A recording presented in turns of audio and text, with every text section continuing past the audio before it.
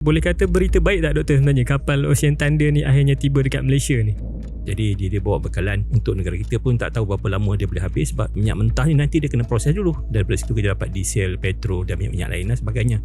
So sekurangnya dia menjadi buffer lah untuk kita. PM kata yang terjejas ni hanya 15%. 50% mungkin penggunaan kenderaan diesel. Apabila harga diesel naik, dia bukan hanya menjejaskan orang yang memandu, tetapi juga dia ada domino effect dia pada harga barangan. Ya, kalau dia tak dapat free cut untuk harga diesel, mungkin dia akan menaikkan harga barang. Doktor ada dengar tentang isu plan kerajaan dan polisi kerajaan untuk mengehadkan penggunaan media sosial pada kanak-kanak umur 16 tahun? Kita nampak dia akan pada awalnya akan mendapat tentangan hebat. Bagi saya lah, sebenarnya dia berjaya mengurangkan risiko. Sebab manusia dia akan berevolusi. Dia akan cuba, bila kita buat A, dia tak boleh A, dia akan pergi B. Larangan ni bukanlah larangan yang menyelesaikan masalah yang sebenar. Mereka ni Gen Z, Gen Alpha, Gen Beta ni dia very adaptable. Dia mudah menerima teknologi. Teknologi tu biarlah kita mengawal teknologi. Janganlah teknologi tu mengawal kita.